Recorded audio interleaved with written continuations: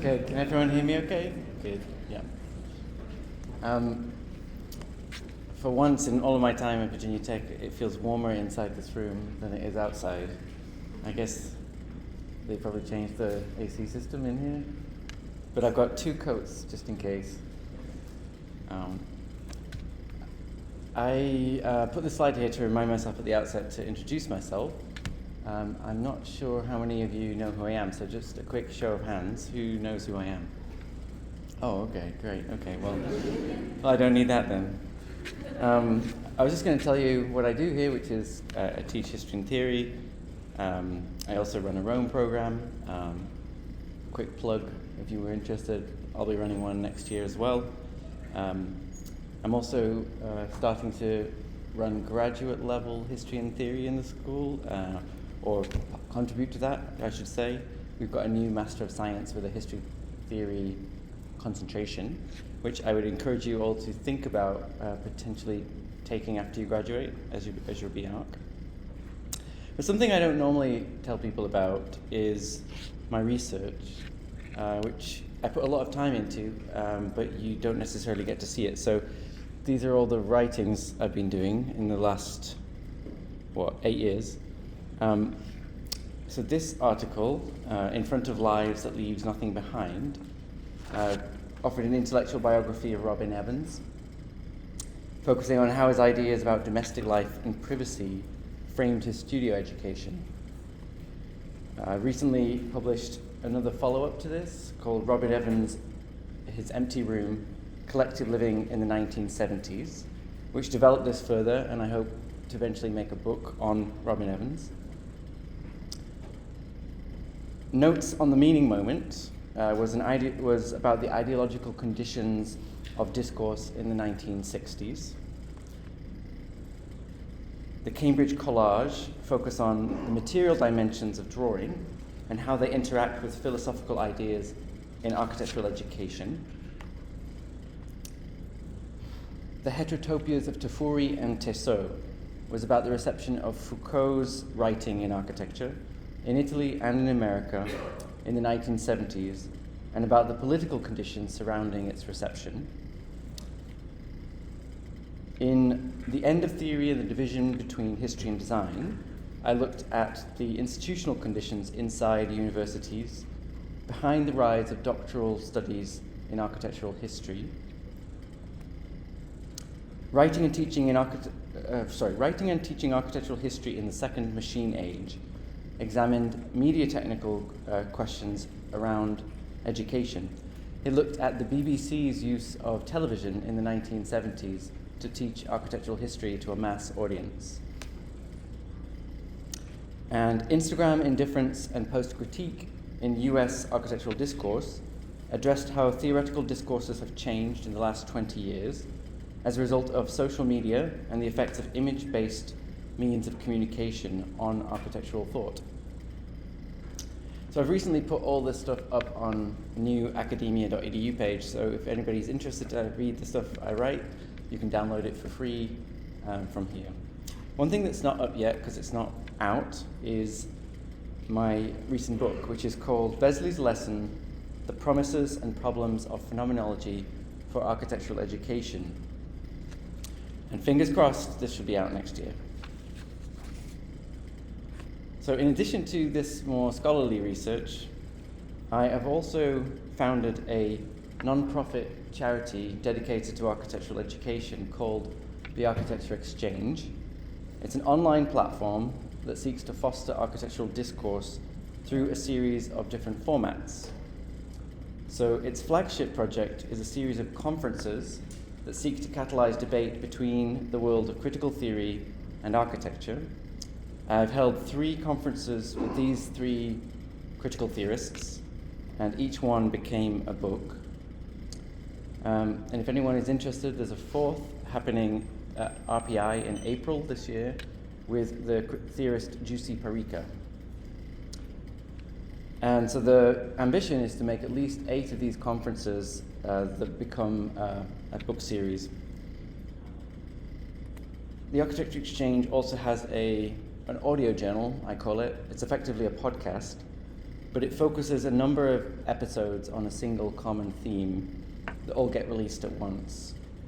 And the one I'm working on right now involves a series of interviews I did with contemporary practitioners, many of which I'm going to talk to you about today in terms of the work they've done.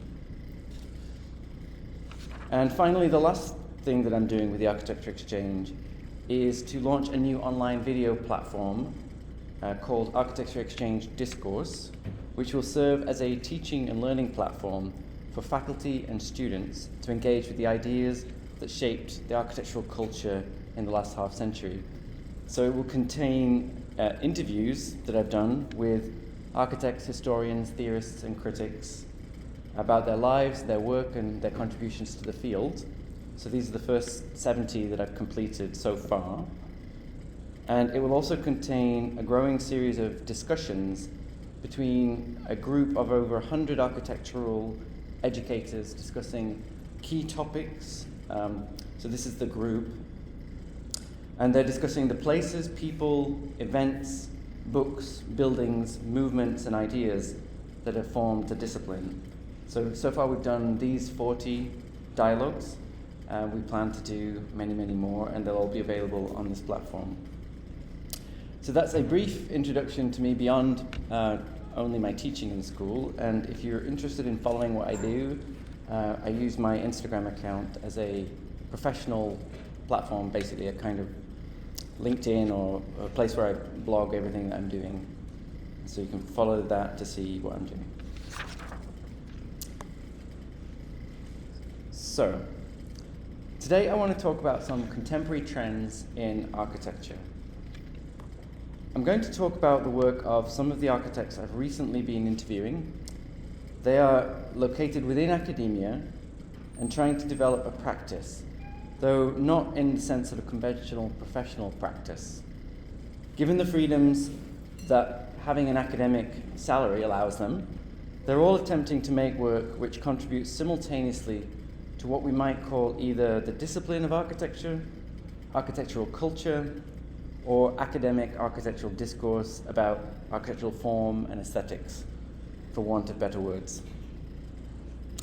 So, the people that created all of these projects have already been somewhat gathered together as a group by a series of critics and curators in books and exhibitions over the last 10 years. So there was the Possible Mediums workshop at OSU in 2013, the Delight Symposium at Princeton in 2014. In 2015, there was the Chatter exhibition in Chicago, along with the Treatise series curated by Jimenez Lai for the Graham Foundation. In 2017, there was the Make New History Biennale in Chicago, which had a lot of these people involved. And then the Possible Mediums workshops came out as a book that year. Michael Meredith published a widely read essay called Indifference Again, which named many of these practitioners as part of a group with shared interests. And there was an A+U special issue on emerging architects in the United States, which focused on 6 within the group. 2018 was a big year for consolidating something of a group here. There was in January the Inscription Show at Harvard, curated by Andrew Holder and Michael Hayes. Then in February, the Becoming Digital Conference at Michigan. Yale held a Tempietto Exemplar Conference and exhibition in April. And then Michael Meredith exhibited an exhibition called 44 Low-Resolution Houses in Princeton in September to November that year. And after this sort of flurry of events, there were a number of books that came out following up. So the Inscriptions exhibition became a somewhat monumental book, very large in size. And that was published in 2022. And then after that, Kyle Miller and Molly Hunker, and Kyle Miller had recently published Possible Mediums, then came out with another book called Building Practices, which interviewed a lot of people in this group. So, if you list the practices in these exhibitions and books, you see the same practices frequently appearing in all these different curated projects over a 10-year period, and you see collective efforts to try and frame and interpret this shared body of work. So to some degree, as to the question of how did I choose who to look at, my answer is simply, I'm looking at the people who are already looking at each other, or that the critics and curators are already looking at. So I've been interested in this body of work for a while, largely because I find it exciting to see these kinds of aesthetic and formal developments being pursued in architecture, and particularly ones that I see as relating to larger material, technical, cultural shifts that affect architecture. So I'll share some trends within this body of work, and they are materiality, affect, fabrication, installation, discreetness, legibility, character, dumb composition, the slightly off, low construction, and the familiar. So firstly, materiality. This trend goes back to the late 1980s, when the field shifted from a general interest in language to an interest in materiality. So in place of post-structuralism, psychoanalysis, semiology, all theories of language, you could say, architects began reading materialist philosophy and the history of science. Roland Barthes was out, and Jacques Derrida was out. Gilles Deleuze and Bruno Latour were in. As the field of architectural history has professionalized and moved away from architectural design culture, scholars within schools of architecture have also adopted the largely empirical methods of history and have become less interested, I would say, in such things as ideas, intentions, and meanings. So the first thing to say about the new materialism or empiricism is that it's been a reigning intellectual paradigm for around 40 years now in the domain of history and theory of architecture, at least since the high theory moment of the 70s and the 80s came to an end. But let's look also at how it emerged as a discourse within architectural design as well. For a while in the 90s, computers only had enough power to process vector-based data with B-spline curves.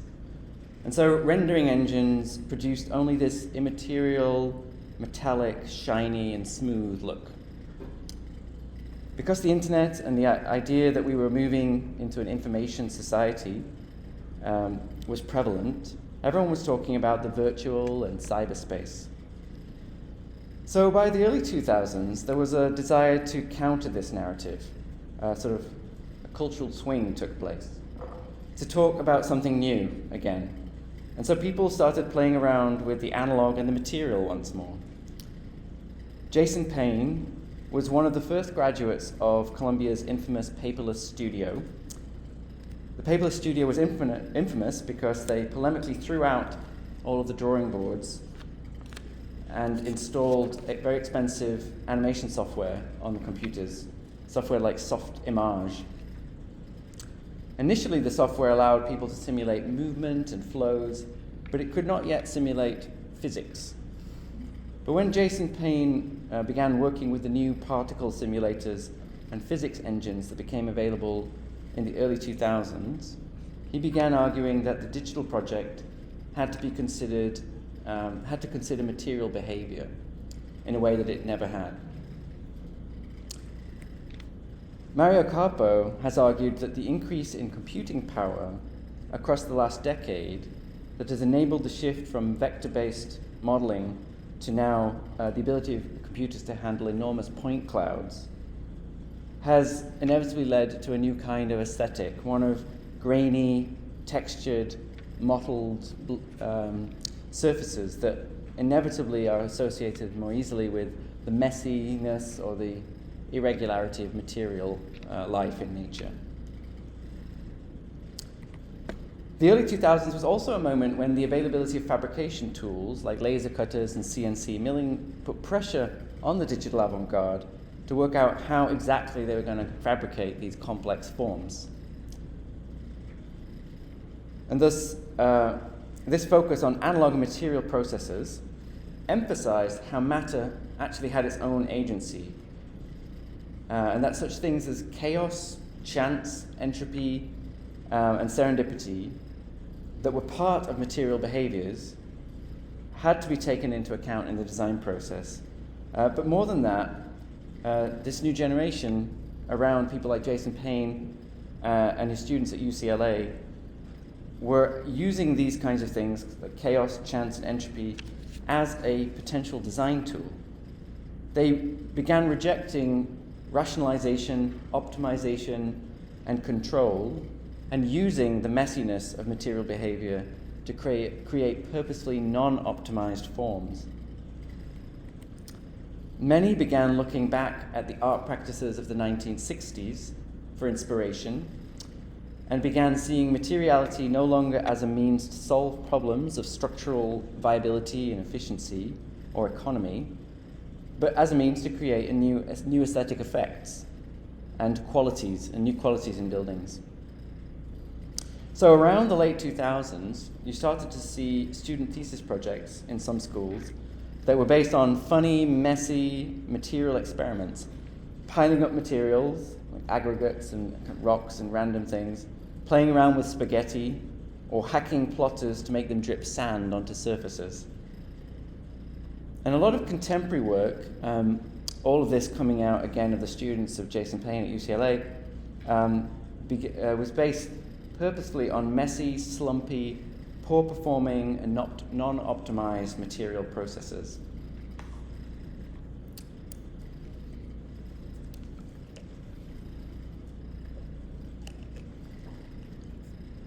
So this optimizing exploration of material qualities dovetailed with another trend coming out of the late 1990s and promoted, again, at places like UCLA, but also Yale and Princeton, which is affect, with an A. After all the talk about technique and performance, some people wanted to talk about experience again, and how people used buildings or how buildings made them feel. Figures like Bob Sommel and Sylvia Labin and Jeff Kipnis pushed the idea of affect through writings like The Doppler Effect, The New Mood, and Kissing Architecture. At UCLA in the 2000s in particular, there were heated debates about how the digital could become more sensuous and affective through the exploration of material effects. With these weird experiments with matter, and with people looking at informal art, affect also took on negative feelings of horror, the abject, and the grotesque. People like Michael Loveridge, who was a student of Jason Payne at UCLA, started to develop strange-looking body parts and ambiguous things that were partly human, partly animal, with hair and skin that evoked horror. Part of this materialism also involved a turn to fabrication, as I mentioned, in the early 2000s, and making things at a one-to-one scale in schools of architecture. The groundwork for this was laid in a period when people wanted to fabricate the new forms they were making with the computer. Annual competitions to build pavilions, such as those of Brett Steele and Patrick Schumacher's Design Research Laboratory at the Architectural Association in London, or for the MoMA PS1 in Queens, in New York, became opportunities to demonstrate how fabrication tools could bring the new digital forms into the world. There was an optimism in the early 2000s about how the whole construction industry was potentially about to change radically. Architects thought that perhaps they could even cut out the contractor entirely and fabricate their own complex forms themselves. Schools such as Michigan and SciArc built the first dedicated fabrication labs in the late 2000s, but as fabrication became more commonplace in schools, it no longer felt so avant-garde. Things coming out of the fab labs tended to all look the same after a while, technology determined design too much, and it was just not as culturally or as artistically as interesting. Today, digital fabrication has become an enormous academic subfield in its own right, and it's about architecture faculty doing smaller prototyping experiments that are more reliable measures of research output, so they might secure tenure in today's innovation-oriented universities. So what began as the pavilion, used as a means to prototype and demonstrate the ability to fabricate complex forms, shifted to a culture of the installation, which had much more to do with the art world and with public art and public sculpture. Now the venues, by around the late 2000s and 2010s, were galleries that began opening for art and architecture. Galleries like Materials and Applications in Los Angeles, or art residencies such as Ragdale, or music festivals like Coachella. These venues and their audiences necessitated that these installations be about more artistic dimensions of the project, things that engaged audiences and were about meaning and more than just proving the fabrication of forms. And this also explains the shift from smooth forms to discrete and chunky forms, which is my next category.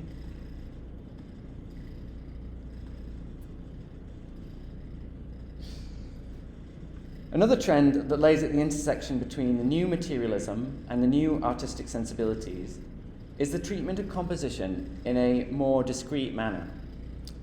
The trajectory of smooth digital work had reached its peak in the work produced by Zaha Hadid's office in the early 2000s. Work that Giorgio Canici probably worked on. Sorry about this. It was an incredibly successful period for the office of Hadid architects, building things all around the world. And the game was won to some degree. The parametric had tended towards fluid and curvaceous singular objects, ducks, as Venturi once called them. So these iconic duck-like forms of object buildings by now were being built all around the world in global cities trying to cultivate tourist economies by so-called starchitects. And they appeared increasingly complicit with the globalized neoliberal economy that became so exuberant between the mid-1990s and mid-2000s. The reaction, which accelerated after the crash of 2008, was to see such smooth and organic forms as having been complicit then with an economy and style of government that was now widely seen, within the academy at least, as having failed everyday people. The post-crash decades of austerity thus birthed a new aesthetic sensibility that shifted towards a new small-scale language of affordable houses made up of broken parts and awkward, inefficient forms. I should say, though, that this new language of discreetness can be seen initially, before the crash, in the approach to composition in offices like OMA and Herzog and de Meuron. Rem Koolhaas of OMA had long argued that there was no relationship between form and use, or between form and construction. Instead, form emerged as an irrational consequence of program taken to its absurd limit. When massing at a big scale, this led buildings in the early 2000s by OMA to take on all kinds of shapes, and among these shapes were a collection of projects in which form became scattered and discrete. This was the same for Herzog and de Meuron by the mid-2000s, who had abandoned their careful articulation of the box in their early career and begun to operate much like a Dutch practice in the model of OMA, making any kind of form, often at a very large scale. And buildings as collections of discrete forms were among these many formal experiments that they engaged in. The idea that a building is broken down into fragments, and each fragment has its own autonomy, its own personality, its own soul even, also relates this trend of discreetness to the idea of character, though character also sprang out of the idea or discourse of legibility.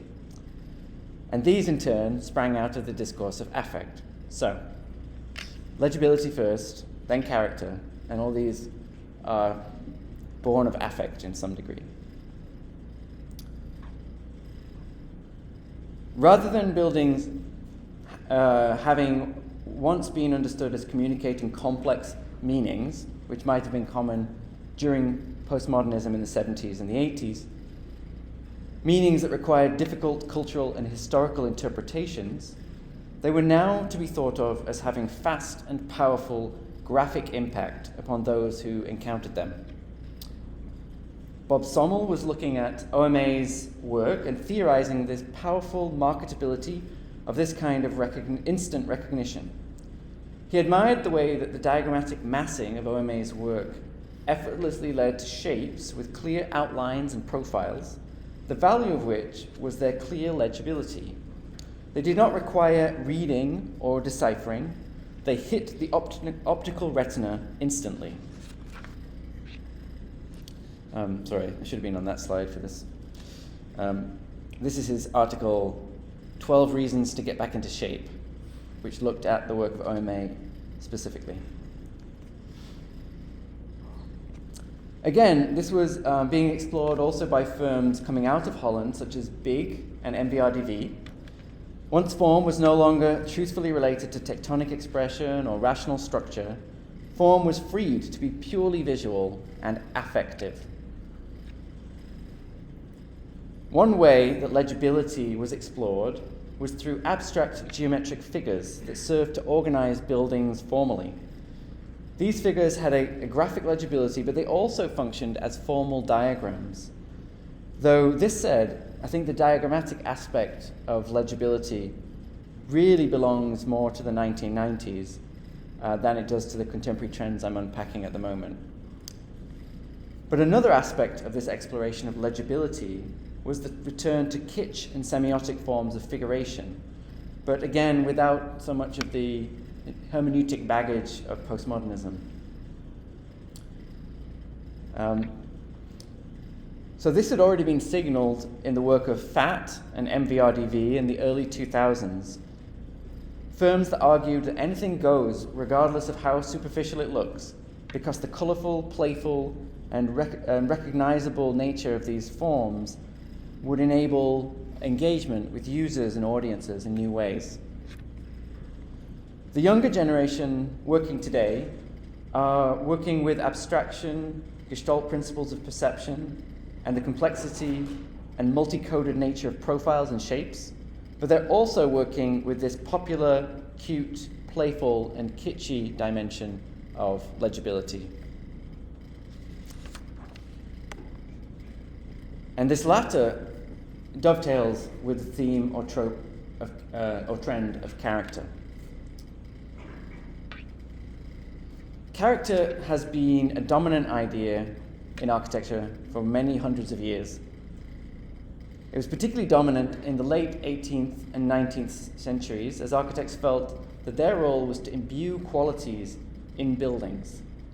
They felt that giving character to something that an architect, and they felt that it was possible for an architect to freely choose the character for a building, to characterize it as either Indian, Saracenic, Gothic, classical, or if it was, in the case of Ledoux, if it was the home for a lumberman, it would look like a home for a lumberman.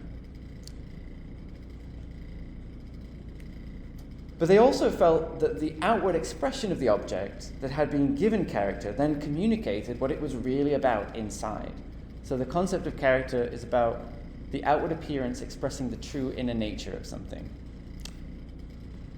or the something inside that is being expressed in the outside. There'd been a renewed interest in this also during the 70s and the 80s, when architects were criticizing functionalist modernism and playing with the idea of character again to try and imbue buildings with personality and meaning.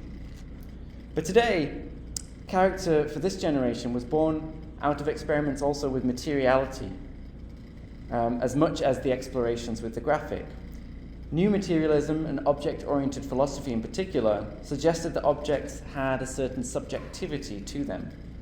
The things that were being made were seen to be creaturely, animate, spirited, and with variously either horrifying or cute characters.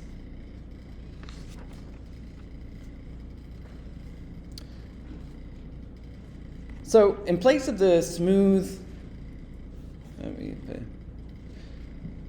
and unified forms of stylistically parametric architecture, like that of Zaha Hadid, we have this range of new kinds of discreteness from fields, from casual piling, from autonomous parts, and now also from objects that we think of as being their own autonomous subjects.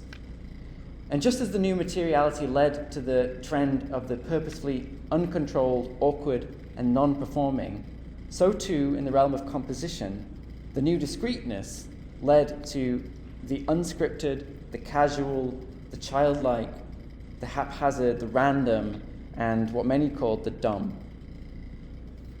So playing with analog blocks and models in the studio, moving them around by hand, photographing them in different ways, becomes a way to very precisely calibrate a project and to create a sense of seeming casualness, a sensibility that actually affects an overly sophisticated knowingness within the work. So this overly sophisticated knowingness, I want to link to a trend I'll call the slightly off.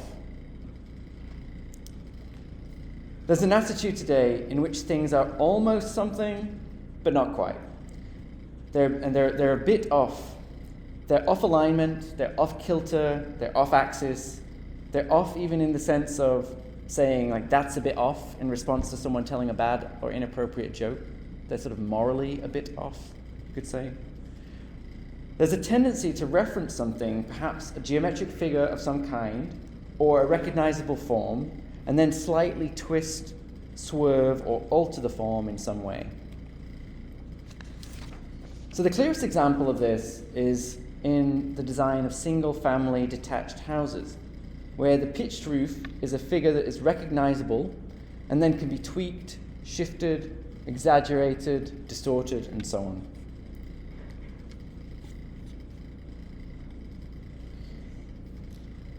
The tools to tweak these recognizable forms are largely rooted in the new ubiquity of Boolean modeling, and of massing in digital software like Rhino or Mesh Mixer. One literally and easily manipulates, distorts, deforms something, or maybe blends two things together and mixes the way that they merge together. And in doing so, it's possible to calibrate very subtle shifts in how an object is perceived from different points of view. The slightly off, then, enables a new way of addressing the relationship between the familiar and the unfamiliar. From the 1970s to the 1990s, people would have talked about the uncanny, the strange, and the unfamiliar, which had been coded more explicitly as serving as a form of critique of various social norms, a way to wake people up from their ideological false consciousness in which they were said to be trapped. In this context, architects pursued ideological critique through estrangement and defamiliarization of various sorts.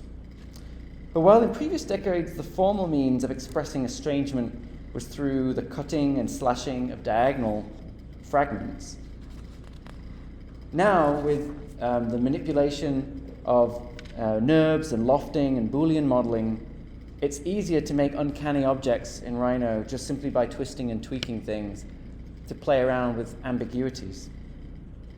There's any number of forms that might look almost familiar or something like they might look like something but then not quite be familiar in the end, depending on what angle that you're looking at it from.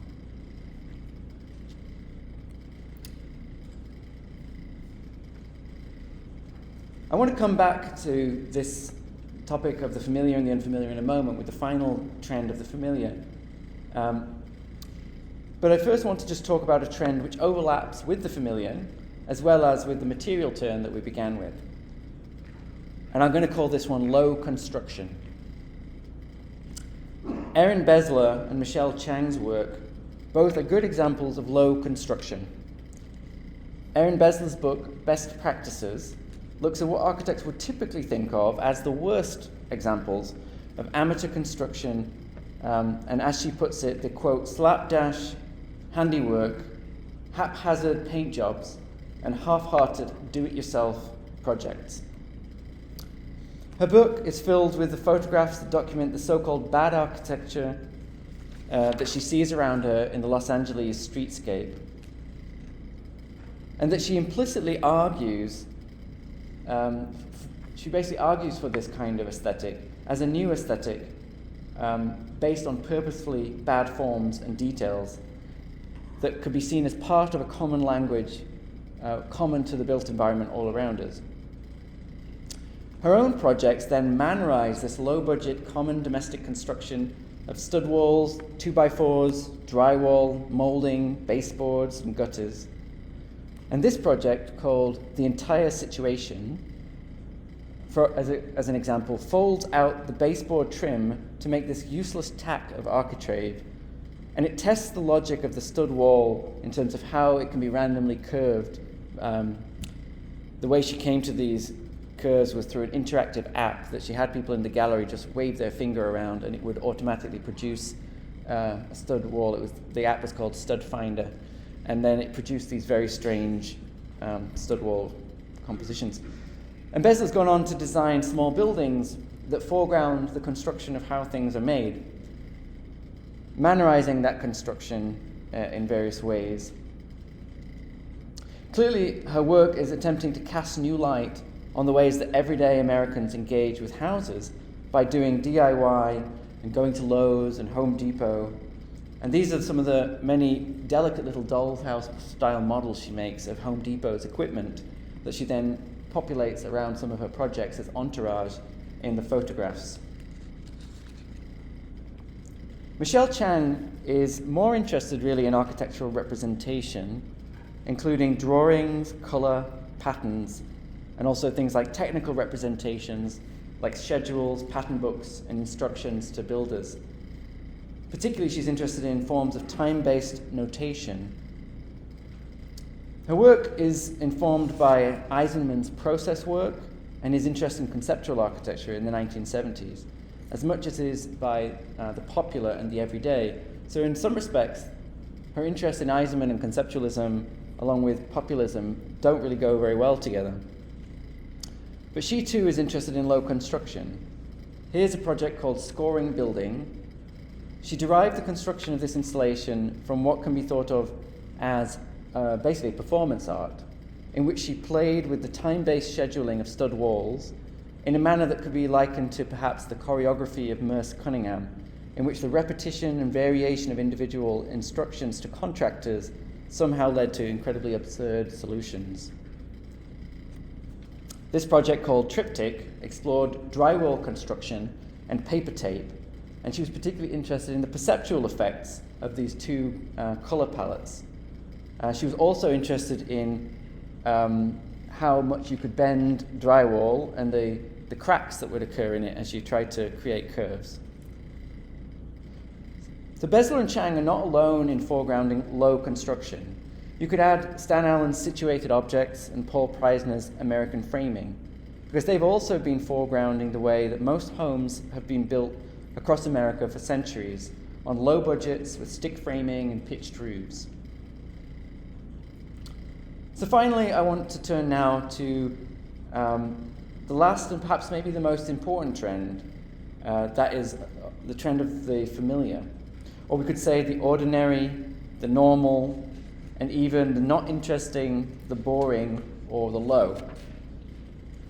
So these are some of the architects whose work I want to look at here in this section, and just because I haven't written the names of who made what, this is a slide that also shows you the architects we're talking about. We're still talking about the same kind of group of academic architects around the United States of a relatively younger generation. So these people did these projects.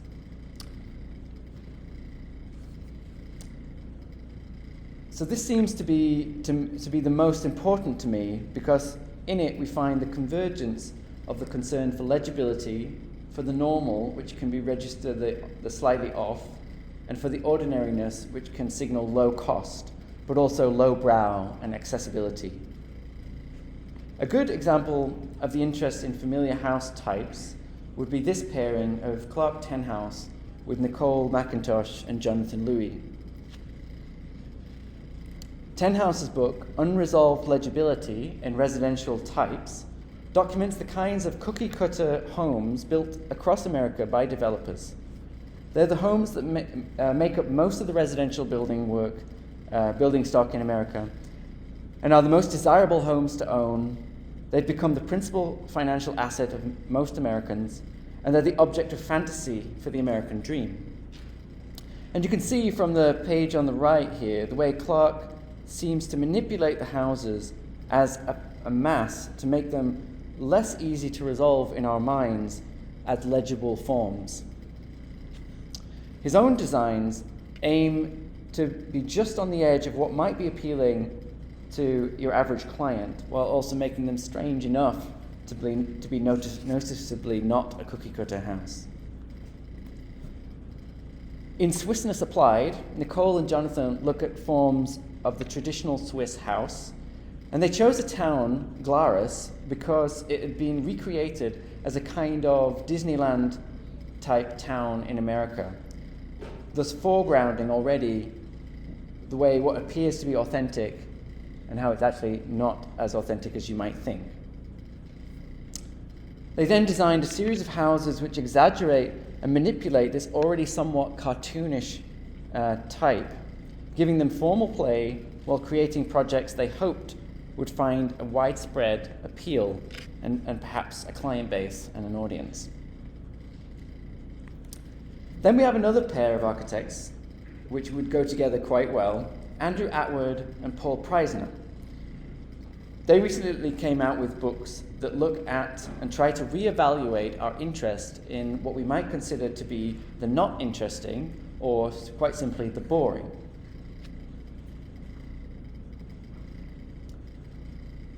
Atwood's book, called Not Interesting, he redraws uninteresting buildings, in his view, such as gas stations, factories, warehouses that he sees around him, in the same poor contrast, low saturation, painterly style. And by placing them in the book actually alongside many projects that we would consider to be works of great architecture, he levels the difference between the low and the high, questioning the difference between these two kinds of architectural cultures.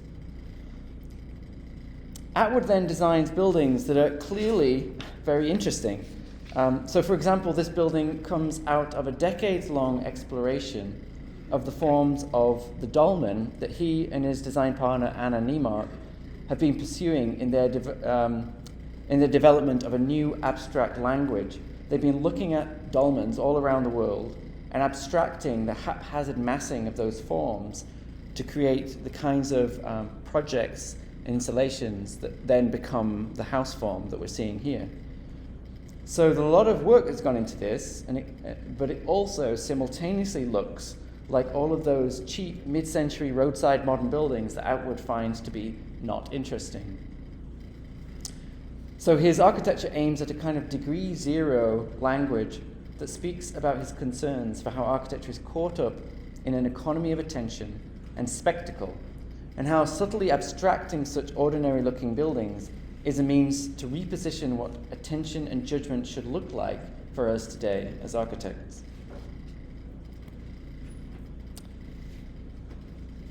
Preisner's book, Kind of Boring, also asks his reader to embrace what he calls indifference, carelessness, normalcy, and dumbness.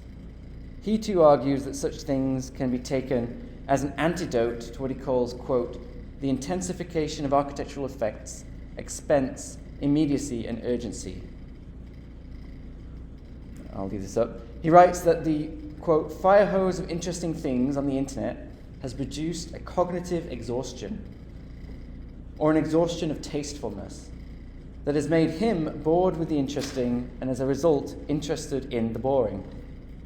Boring things for Preissner then become free from spectacle, commodification, expressions of individuality, power, as well as intellectual and moral pretension. He seeks an architectural culture that engages more closely with the amateur and the non-elite ways that the built environment is created, ways that embrace the cheap, the shoddy, the tacky, and the tasteless. And as well as being interested in low construction, we can also refer to another of Michelle Chang's projects here, because she also derives projects from the everyday architecture around her.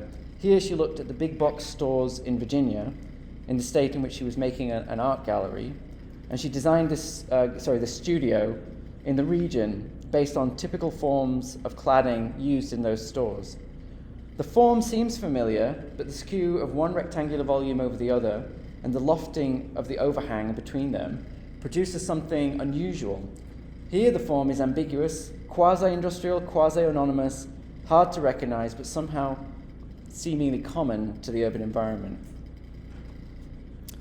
And finally, perhaps the firm that captures all of these trends best is the work of Moss. Their work embodies several of these contemporary trends. They use discrete elements and deploy them in dumb compositions that are childlike and haphazard. They evoke familiar forms like pitched roofs, chimneys, and carports, but they scale them to make them look slightly off. They refuse the morality of elegant detailing and craft, and instead everything takes on this overly chunky proportion, and the surfaces tend to be just lapped siding. Their aesthetic conveys the idea of being affordable and approachable, yet they represent their buildings in ways that seem weird, strange, and just a little eerie, perhaps.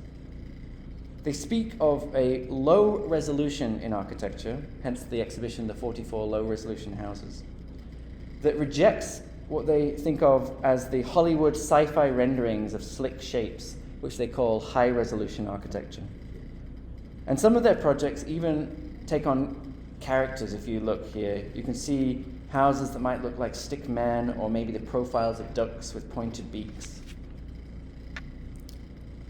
So, as I said, I've been looking at the work of these young architects situated in academia, whose recent work has already been brought together by various curators and critics. I've tried to look at their work under some of these trends which I've given you, to see what their work means and where some of these trends might come from. And these are not all the trends, of course, in contemporary architecture, just some of them, and just those by some architects. And I find the work interesting, as I said, because it continues the development of new formal or aesthetic agendas in architecture, and because they are linked to larger historical contexts that make them significant, such as the reaction to the economic crash of 2008, responding to changes in the nature of computation, or recalibrating architecture within a political climate of resurgent populism. The work progresses how we think about what is possible in architecture. It especially challenges the way that architecture is caught up in the spectacle of images, and it fosters modes of judgment and attention which ask us to think a bit more carefully and precisely about how we design buildings. So, thank you very much.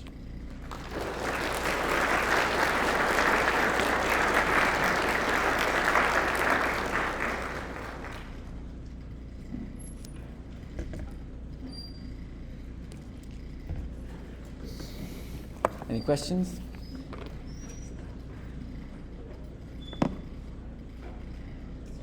Please. Sure. All right. You have to pass it to the next person. Can you hear me? Yes. To me, it looks like the general trend is to find novelty and to step away from the previous generation. But then again, if you go back in history, you find moments which have revival, for instance.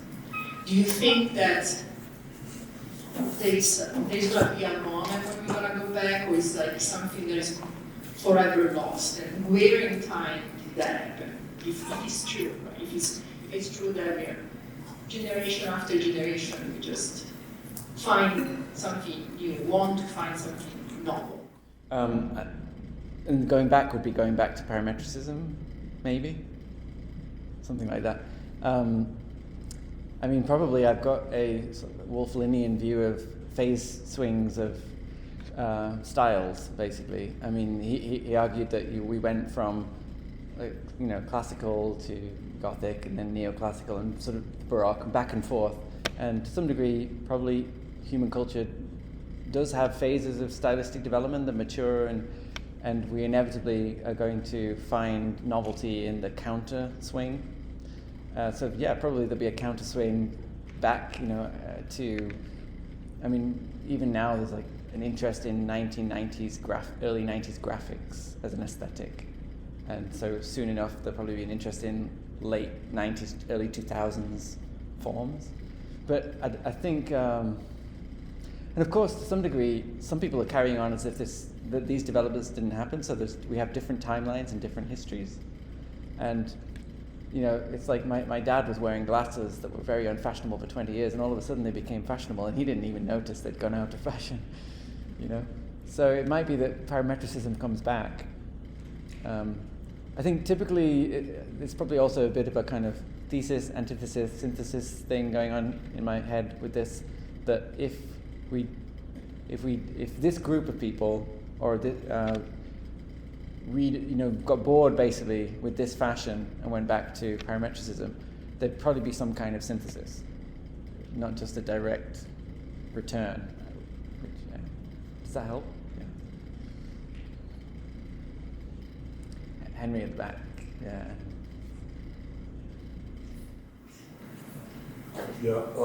Joseph, thank you so much for, as usual, to provoke us with things that are twisted and are very much your own identity.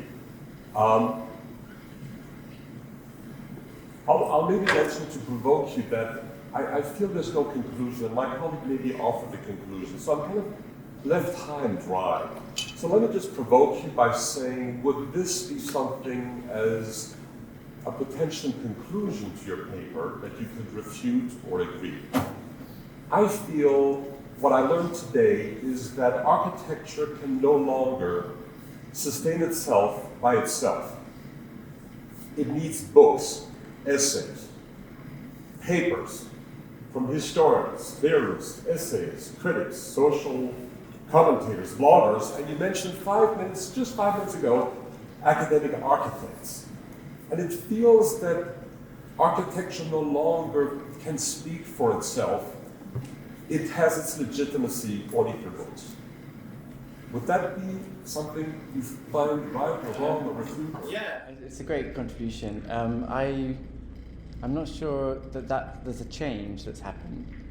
I think the relationship to books and discourses goes like at least back to the mid-18th century or something like that, like Piranesi, Ledoux, Boulez. I think architecture's long been, for this kind of trajectory of architecture, like I said, this work is not professional in the typical sense. It's also simultaneously interested in the cultivation of something like an architectural discipline or an architectural culture. And I guess I do think that those things are, the books and drawings and paper projects, videos, all kinds of additional extra architectural things are crucial in the fostering of the discipline as something that we would think of as separate from the profession. So I don't think actually probably my argument is just there's a continuity. And if there was somebody I was arguing against, it would be like the discourse of the end of theory, that somehow, like in the last 20 years, we've just been in a phase of pragmatism. To some degree, I'm trying to show that there's a continuous tradition of young practitioners that have basically never stopped thinking of their work as also about larger ideas through speculative work and other things beyond the building. So So yeah, that would be my implicit argument. I wouldn't say it's anything recent. I'd say it's probably always been the case. Just a quick follow-up. Yeah. I agree with you that there is this tradition in the discipline of architecture of treatises and then the non-built utopic architecture, but it seems you're demonstrating that there is this obsession now of these books that come from nowhere to start justifying the legitimacy of that. And I feel there is this exaggeration now, this body that no longer has what I think you are absolutely wedded to, this continuity of theory and architecture and history that is now exploding and becoming ultimately whatever people want to write about. And I just have personally a slight issue with that. I could also add that for many of these practitioners, there's a question that they face that was never really faced by anyone in the 70s, which is how to get tenure. And so these books are often tenure books. And so if you see a proliferation of books, you're seeing also like architects trying to satisfy the university that it's very difficult to get tenure based on building buildings. They have very long time spans and they're very unpredictable. So you do fabrication or you do books. So that's probably fostering what you see as an explosion. Yeah. So I have a slightly unrelated question to this, but it's related. How do you see Andrew Lynn's lecture that he gave last week regarding DIY architecture and DIY culture, and similar in the sense to the kind of looser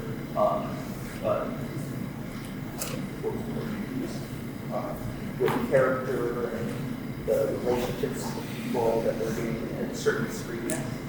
How do you see this regard of academic architects interacting in the future towards that rising culture of DIY architecture and this self-built architecture that is focused on materiality pragmatically in relation to the unpragmatic? Actually, after Andrew's lecture, we had a long debate with Edward Becker until about 1 o'clock at night over exactly what you're talking about. And it was quite heated, I have to say. So I think there's a very interesting thing that probably would make a great debate here within the school, to just have that as a debate. I even wondered to myself whether or not the kind of approach to healthy materials or that he advocates is somewhat antithetical to disciplinary architecture.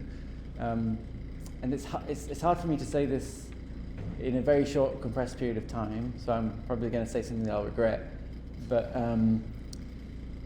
I think what constitutes this tradition that I'm talking about is that everything is questioned, even if it. So it's about.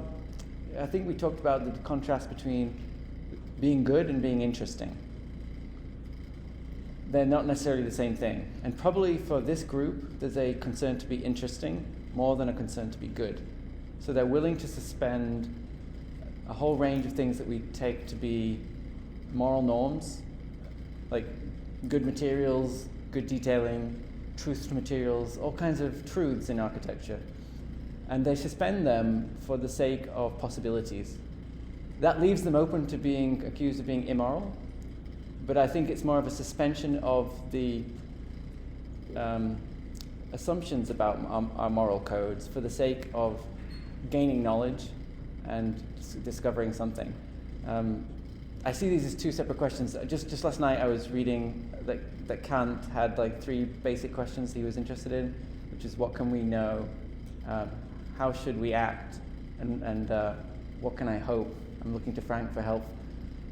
But he distinguished knowledge, like possibilities of knowledge, from moral action. Like how can we act? How should we act? As like 2 separate things. Like they were like one was about how we relate to nature, and one was about the moral universe. And so maybe there's something of that in my mind, that there is a kind of a conflict between morality and knowledge. And I think this group is pursuing a kind of knowledge. It's formal knowledge and aesthetic knowledge, and where it might go in the future.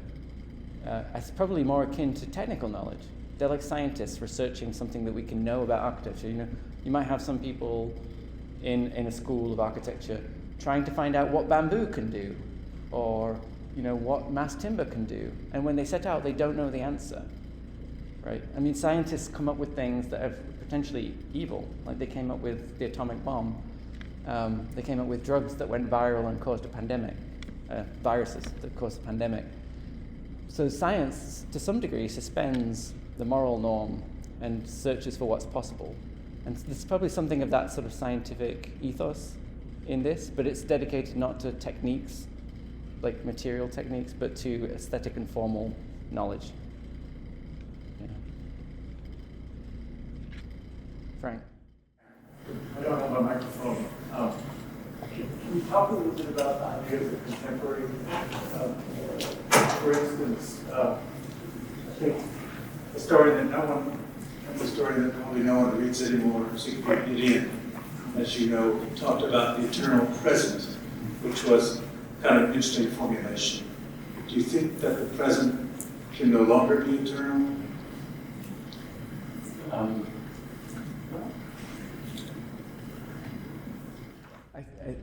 I'm going to try and answer your question by assuming that we are talking about is timelessness. Like, can I translate? Yeah. And also back to the word in your title about what constitutes something being contemporary.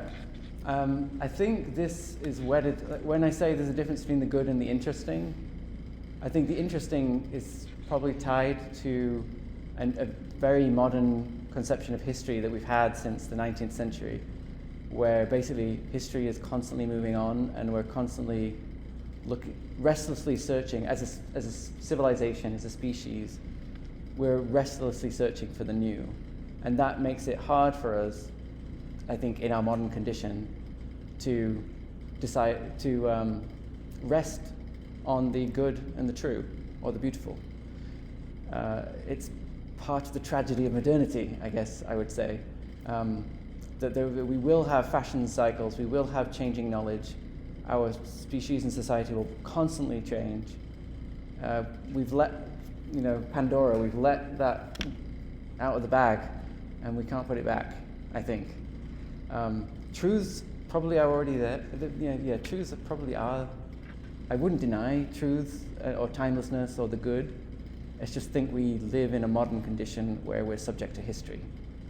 And so we have to do this difficult dance between this constantly changing contemporaneity and timeless truths that we might seek. But you just don't get timeless truths outside of history, in my opinion. Yeah. Do you think, last question, getting back to maybe something as simple as a house or another thing, do you think, I don't know if it's a retreat, but when architects don't know what to do, they make propositions about house? And I think it's kind of interesting that one of your trends would be house. That's a fair point. It's also, these are people that, because they don't have major practices and struggle to get clients, it's very difficult to have a practice these days in America. The house is kind of the only thing that they can dream of. Like, maybe it's a house of their parents or a friend. So the house is where but then in general, I think a lot of great architects, Richard Rogers, Norman Foster, they all started with a house, and they ended up with like mega cities. So maybe it's about just the early phase of the architects as well.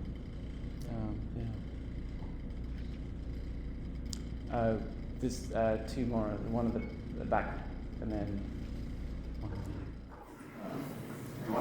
I just remember third year I had a desk crit with you, and you asked me a question. You were like, "Who's your favorite contemporary architect?" And I couldn't think of one. And it really wasn't until I was exposed to contemporary architecture firms in Europe on my abroad trip last spring that I was able to sort of come up with some answers to that question. Are you at all concerned about this university's kind of separation from these contemporary trends? Because we are quite traditional in that sense. I asked the same question to my ICR group this year, who are probably in the room. I asked them, when we sat down, let's draw up a list of contemporary architects. And it was very difficult. There was like 18 of us in the room. Yeah, I'll say this out loud to Jim now. I've often been thinking that it would be great to have an introductory course, maybe in the semester next to the history course that begins, which is like an introduction to not a historical course, but a course that's like introduction to architectural thinking or something like that, or introduction to contemporary architecture. I don't know. We don't really have one in the curriculum. It's rests on the history class, and I guess I didn't do a great job for 5 years of doing that. I spent too much time with most of history and ran out of speed by the end. I think I had like one lecture or two on the contemporary situation. But it might be nice to have an entire class that everyone has to take in their first year, which is just spending a semester looking at contemporary architects. Okay, thumbs up to that one. Several thumbs up. There was one more question, and then we should start. My question is about trends and discipline. So I see a fundamental difference between these two terms, as trends more or less post a continuity in a set of values, whether agree or disagree, whereas a new discipline is hosting something brand new.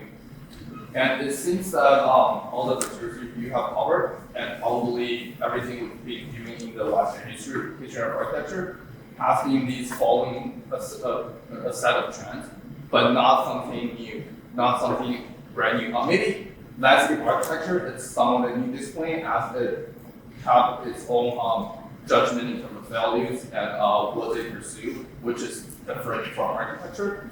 But would you say there might be a possibility of creating a new discipline in the near future through exploring out these trends? Or are we somewhat just repeating ourselves in terms of value judgment? Are you saying that among the contemporary trends I showed that there's nothing new? I wouldn't say there's anything new, but in a way it is still following the set of values we have for the, let's say, traditional architecture. It is still agree or disagree with these values instead of creating its own language somehow. Yeah, I think, okay, I'm going to try and answer this just by saying that I tend to encourage students to think of contributing to the field as being in dialogue with something that already exists. And so, in academia in general, in other fields, there's a very popular book called They Say, I Say, which teaches people how to write a thesis. And I have something similar in my mind, like, what do they say, what somebody already said, and what am I saying in contrast to that? I think it's easier to actually do something new if you understand what already exists, and you offset and clarify what's new about what you're doing in relationship to something that already exists. So I guess that's why with this, I gave histories for all of these trends that were like 10 or 20 years, or tried to situate where a trend might come from with respect to something it built on. Like if character built on legibility and legibility built on affect, I'm saying that these discourses birth divergences and new projects out of them, but not as something completely from nowhere. It's probably possible that a genius could be born and come up with something that we're all very interested in that no one's ever thought of, but the chances are really slim, I think.